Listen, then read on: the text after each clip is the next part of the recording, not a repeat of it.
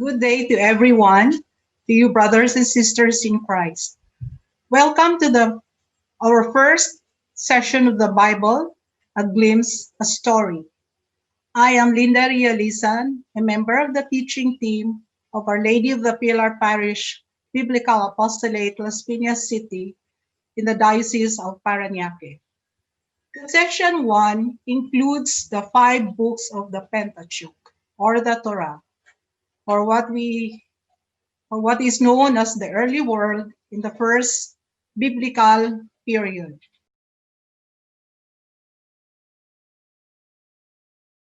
The book of Genesis comes from the Hebrew word bereshit, meaning in the beginning.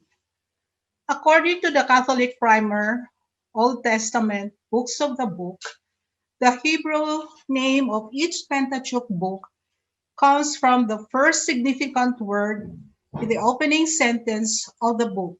Like, for example, Genesis 1, verse 1, you will find the words in the beginning. So the book of Genesis is in the beginning. According to Father Lawrence Bode, he has something to say about Genesis. His book is the Reading the Old Testament Introduction.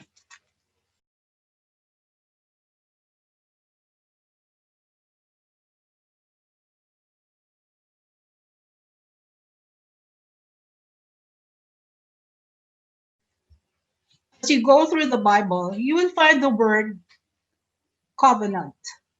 So what is a covenant? We will have to differentiate the word covenant from the contract because both of them are agreements. And covenant in Tagalog is tipan.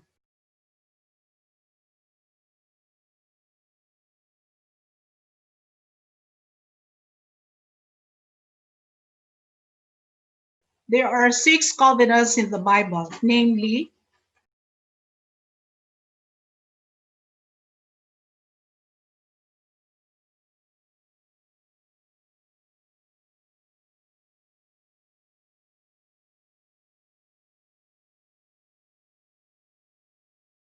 the first 5 covenants are all found in the Old Testament, while the last one is in the New Testament.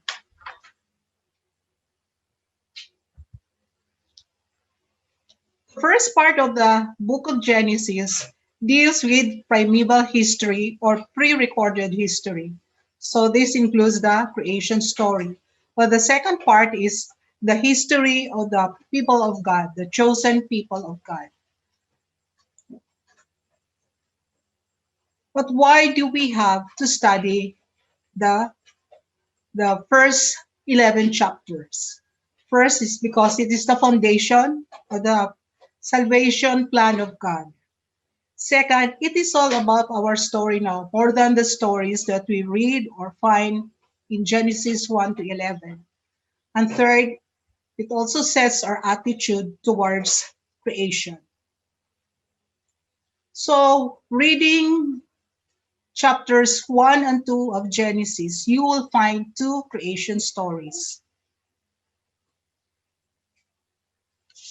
Why 2 creation stories? Simply because there are 2 traditions or 2 sources.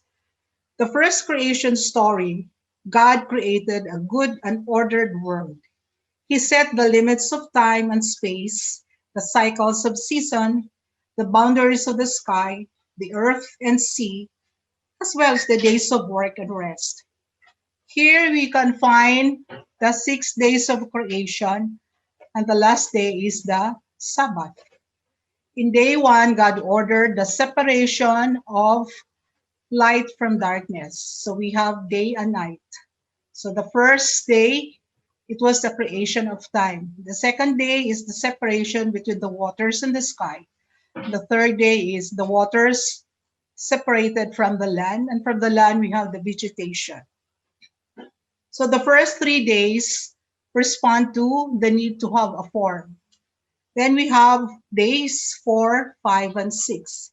Day 4 correspond to day and night, which is about adorning or decorating day one. So the creation of the sun, the moon, and the stars. On day five, we have the birds in the air, the fish in the sea. And on day six, this is a very unusual day because God created the animals and He also created man. But how did He create man? So we read in Genesis chapter 1 verses 26 to 27.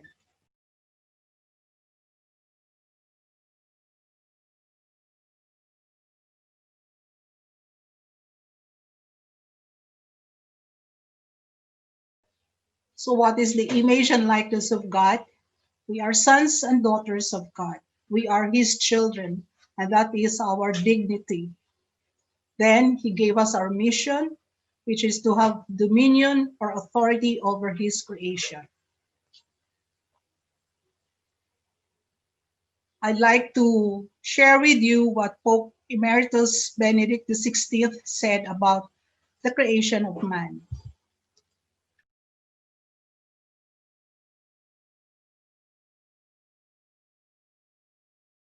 So here, in short, Pope Benedict XVI said that man was really planned by God. Pinag-isipan niya nung ginawa ang tao.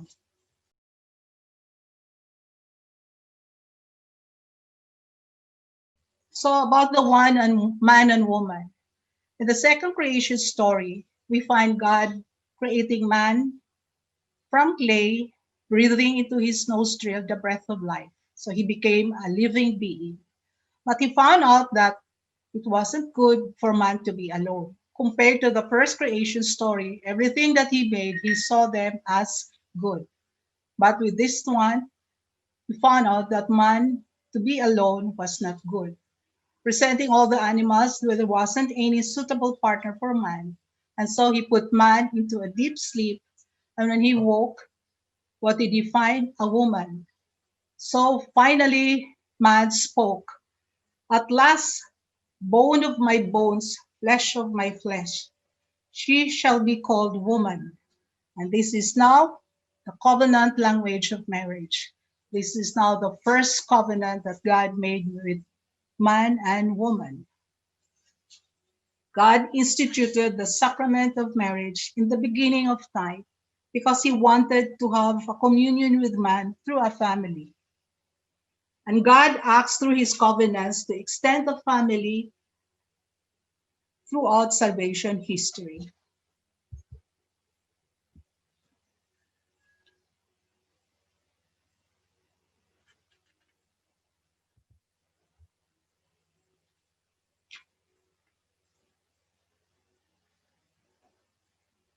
But one day, there was a visitor, rather an intruder, in the Garden of Eden, in the form of a talking serpent.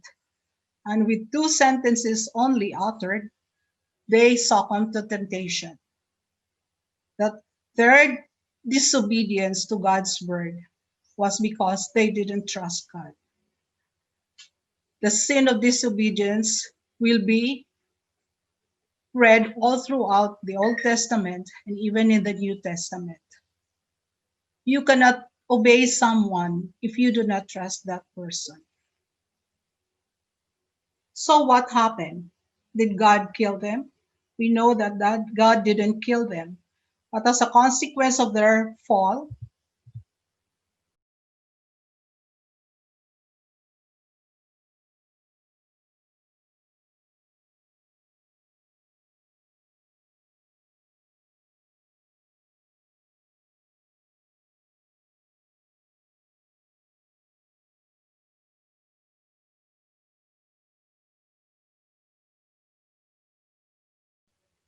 but God promised salvation for mankind.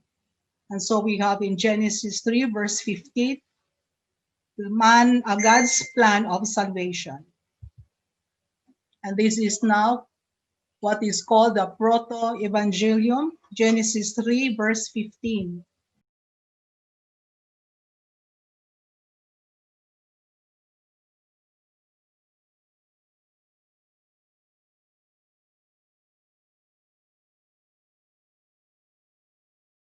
And this is, by the way, the source of the Marian teachings.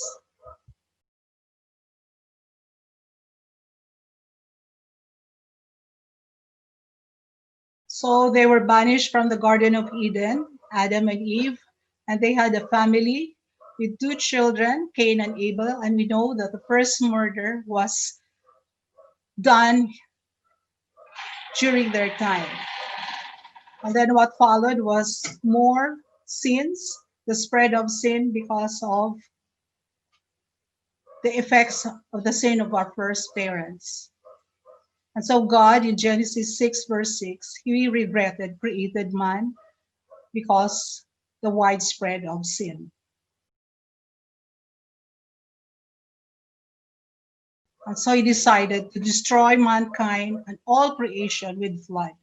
But there was one man that found favor in the eyes of God, and that was Noah. So he told Noah to build an ark, which lasted or which he completed for 100 days. And so the flood came, and after the flood subsided, God told Noah that he won't destroy mankind again, especially by using flood. So he made another covenant with Noah and his family. And the sign was a bow in the sky or the rainbow that we see.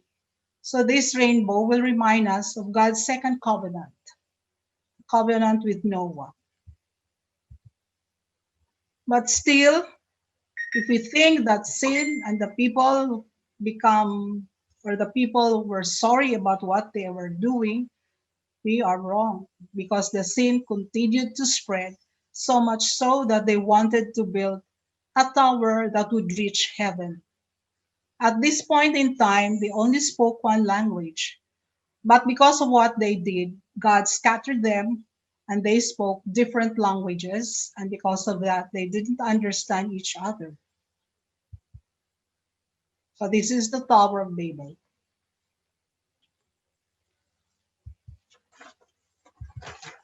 So we go now to the patriarchs. The patriarchs are the leaders of the people of God. This is now the history of the God's chosen people.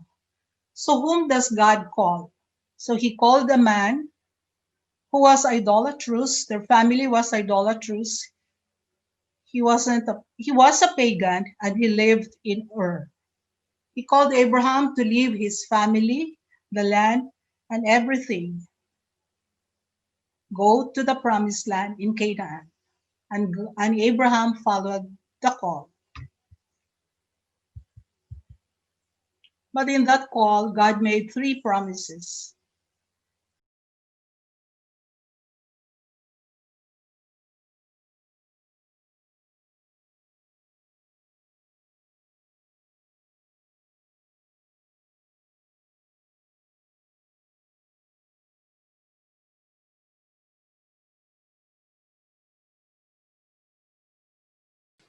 The three promises that God made to Abraham was later elevated to a covenant, as we see or read in Genesis 15. God made or initiated the covenant with Abraham without imposing or asking conditions from him. In the picture, we see three silhouettes of Isaac and Abraham, Melchizedek, and Jesus Christ. This is a foreshadowing of the new covenant.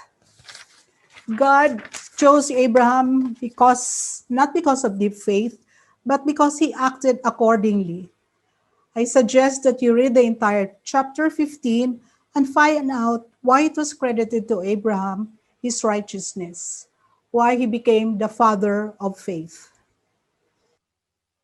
In chapter 17, God reiterated his covenant with Abraham, especially the promise of an heir. So he asked Abraham to circumcise all the males, and the males 8 days after.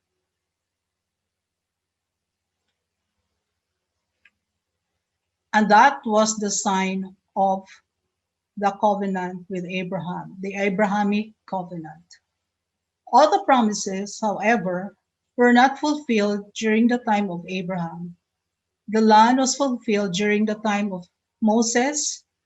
The kingdom that would spring from the descendants of Abraham happened during David's time, partly, and the last one, where the descendants will bless all the other nations, will happen during the time of Jesus in the New Testament. The other highlight in the life of Abraham, especially his journey of faith, is meeting a mysterious person in the person of Melchizedek, who was king of Salem, at the same time priest of the Most High God. What he gave Abraham, the bread and wine, is a prefiguration of the New Testament's covenant. And then Abraham gave him a tenth of what he had.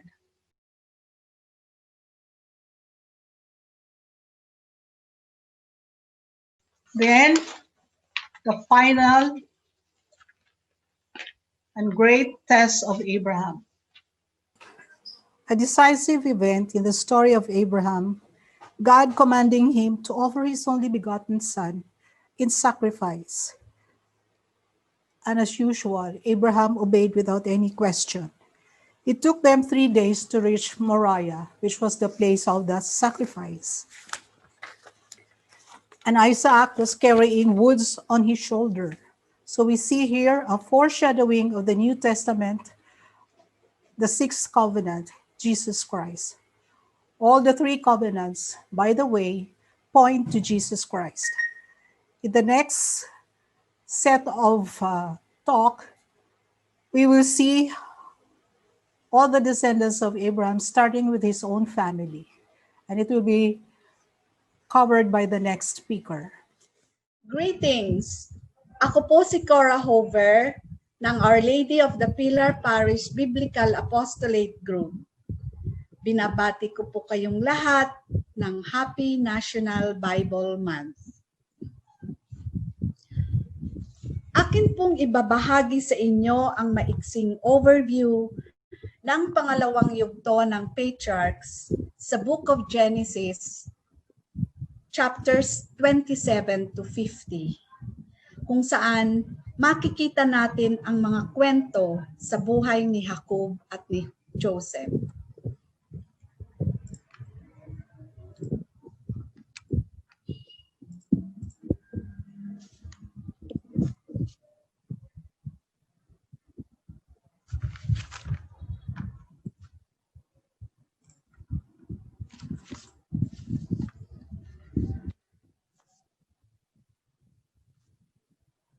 Atin pong tingnan ang genealogy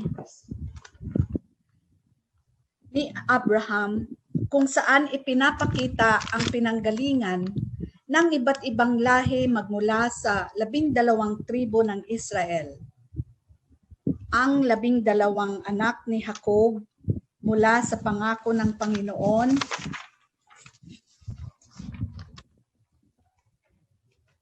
niya kay Abraham na pararamihin ang kanyang lahi. Ito po si Jacob, isa sa kambal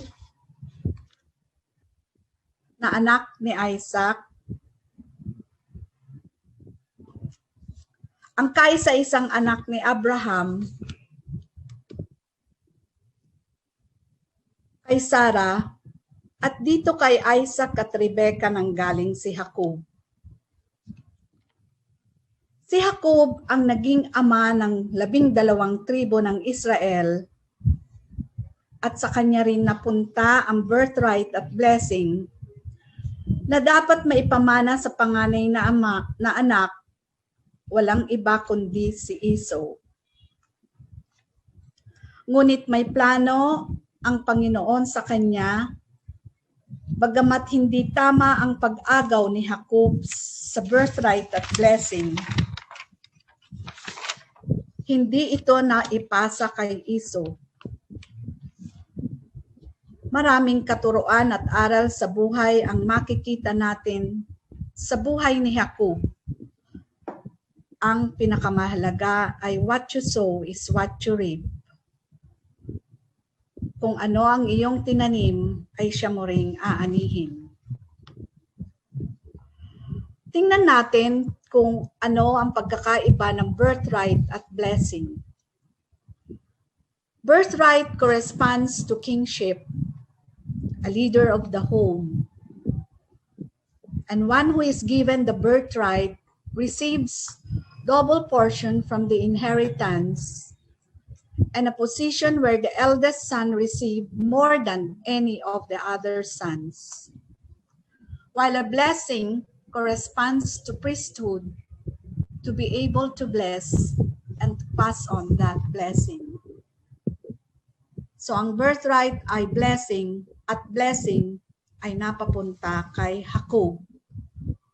Ngunit ang pamamaraan ng paglipat nito sa kanya ay hindi sa makatwirang pamamaraan at tuwid na pamamaraan. Ngunit ito ay hindi na mababawi at maibabalik pa kay Esau.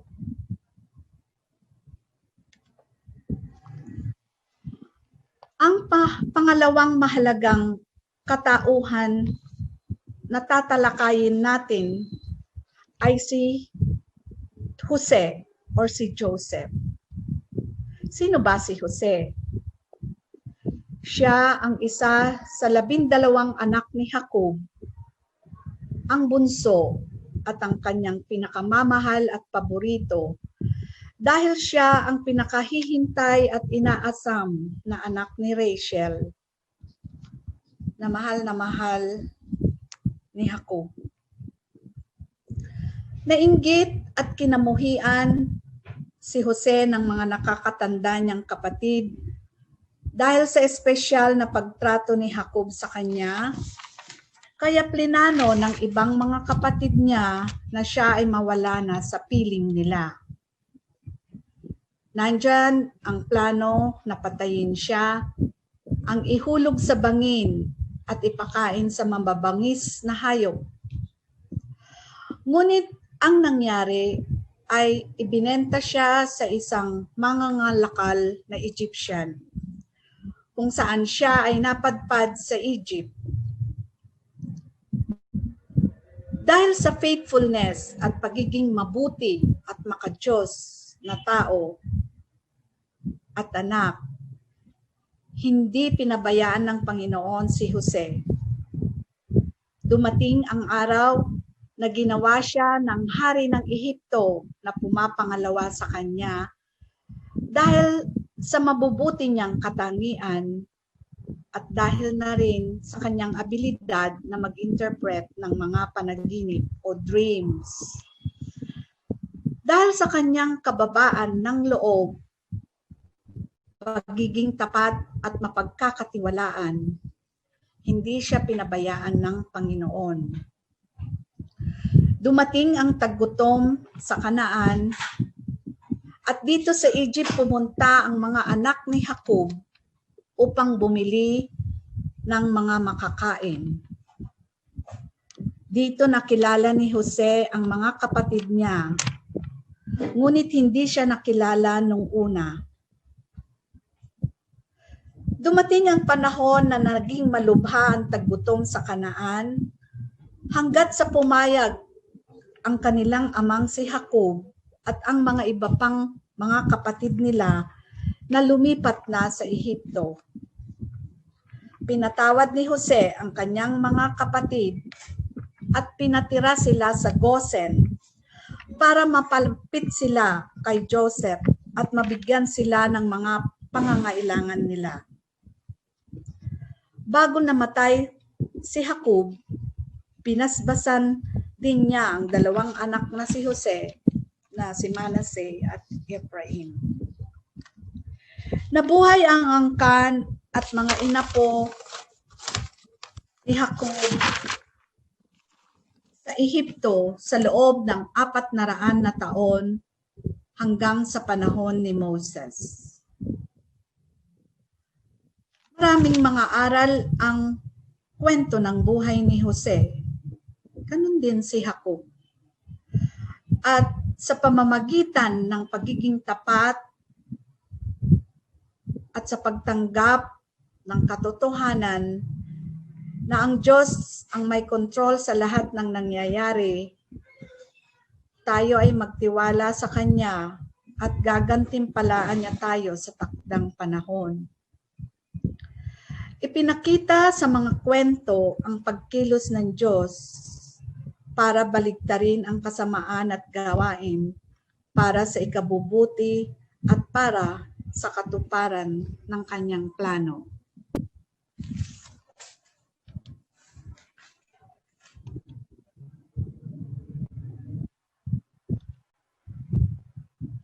Dito po, kung paano pinatawad ni Jose ang kanyang mga kapatid at sila'y namuhay sa Ehipto. Diyan po nagwawakas ang kwento ni Jacob at ni Jose. Happy Bible Week po sa inyong lahat.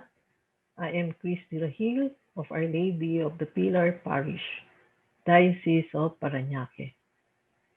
Now we move to the third biblical period of our salvation history, and this is covered in the book of Exodus. So the third period of salvation history is about the liberation of the Israelites, who are the descendants of Jacob, from slavery in Egypt. Pero paano ba naging slave ang mga Israelites at that time? When during the time of Joseph, they were welcomed by the Pharaoh and was even given a land in Goshen. But please remember that the period from the second biblical period of salvation history to the third, 430 years passed. So during those 430 years, nag-iba-iba na po ang Pharaoh at mga kings. And they forgot about what Joseph did to Egypt during his time. So the Israelites were considered as foreigners and eventually as slaves.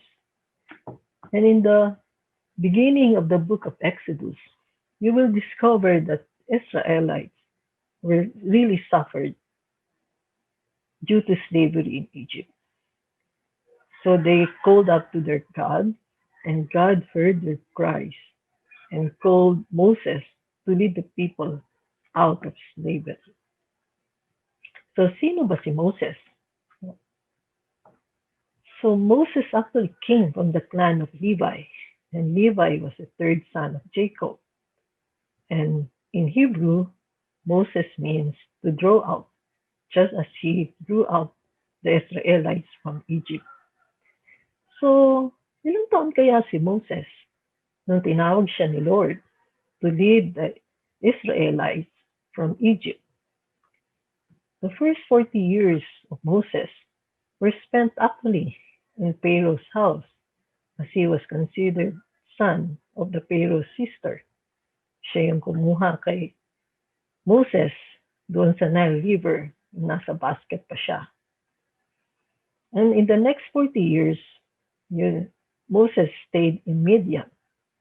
He left Egypt for fear that he will be killed by the Egyptians because somebody saw him kill an Egyptian who is maltreating an Israelite slave.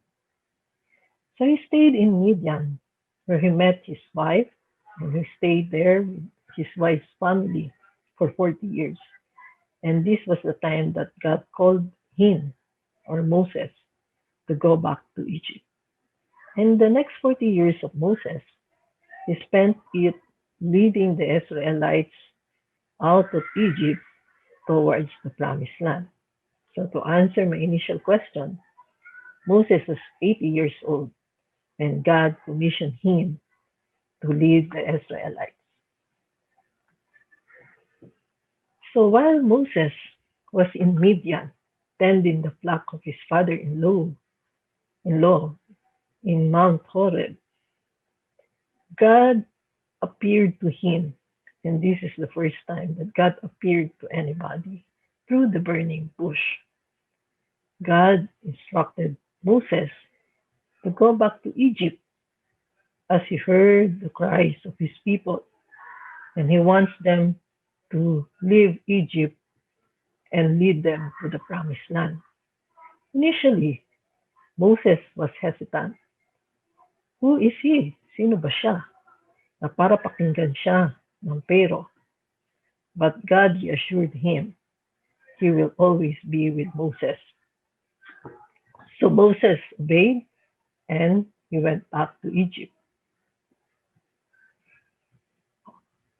So Moses went to the Pharaoh to appeal and request to allow the Israelites to leave Egypt so that they can worship their God in Mount Horeb. But of course, papayag ba si Pharaoh? Di mawawalan na siya ng slaves. And besides, bakit siya susunod sa utos ni Moses? So Pharaoh had a hard heart. So he did not allow and refused to allow the Israelites to leave Egypt. But Yahweh wants to prove to the Pharaoh that he is mightier than the Pharaoh and the Egyptian gods. So he sent them plagues, terrible plagues, so, so that the Pharaoh will change his mind. And you will see from these plagues that there are equivalent gods, just to prove that Yahweh is mightier than the Egyptian God. In spite of their belief in the Egyptian God, the plague still continued. But how come, even after the 9 plagues, still the Pharaoh refused to allow the Israelites to leave Egypt?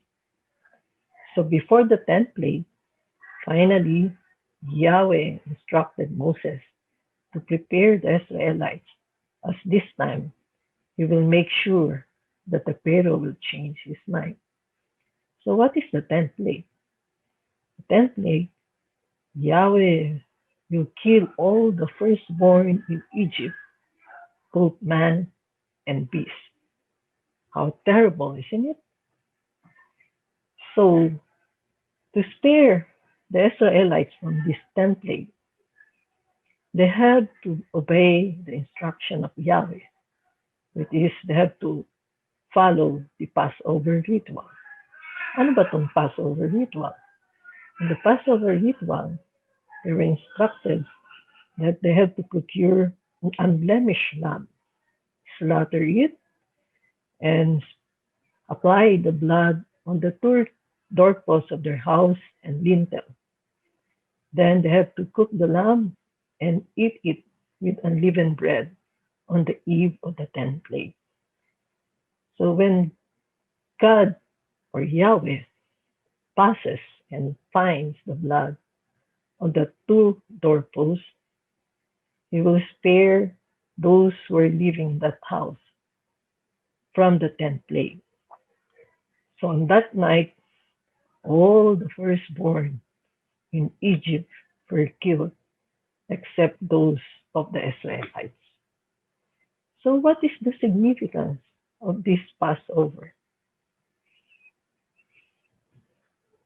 So as you can see here, Israel's Passover can be related or connected to Jesus Christ's Passover. As mentioned earlier by Sister Linda and Sister Cora, the Old Testament usually foreshadows what will happen in the New Testament. So in Israel's Passover, the lamb was sacrificed, while in the Passover Jesus Christ, Christ is the sacrificial lamb of God. Israel's Passover, blood was shed with the slaughtering of the lamb. In Jesus Christ's Passover, his blood is shed when he died on the cross. And then on the Israel's Passover, the lamb was eaten as a family meal, and in fact was shared also with their neighbors. Likewise, in the Passover of Jesus Christ, we consumed the Eucharist, no, and shared with all baptized Catholics. In the Israel's Passover, the partakers were spared from death.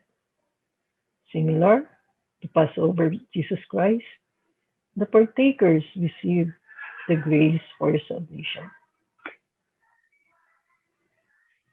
So with the 10th plague, finally, because of the death of all the firstborn, both man and beast, the Pharaoh changed his mind.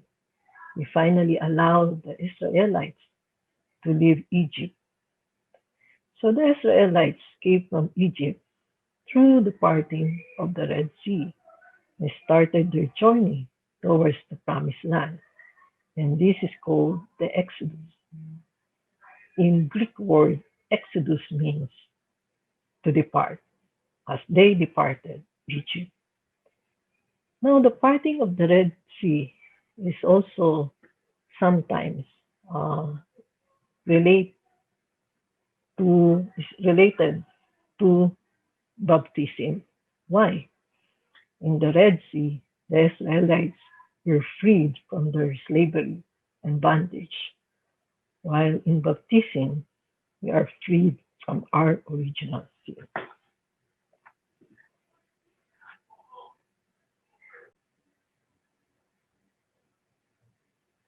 So, another significant event in the third biblical period of salvation history is when Yahweh gave the Ten Commandments to Moses. The people must obey the Ten Commandments as a sign of their commitment to the covenant. But what was the covenant of Yahweh with Moses? Is it same as with Abraham? We have to refer to chapter 19 of Exodus. In this chapter, Yahweh said he will make them a kingdom of priests and a holy nation. Whereas in Abraham, they are considered as a holy tribe. So why kingdom of priests? If you will check in the book of Exodus, the last chapters of Exodus are a series of instructions by Yahweh to Moses on how they will worship God, how they will build tabernacle, the place of worship, and how they will make sacrifices for God. So before we move to the fourth biblical period, so what are the lessons that we can share from the book of Exodus? Well, I think from the experience of the Israelites, it's more on obedience and having faith in God. And this will also be very apparent in the next biblical period.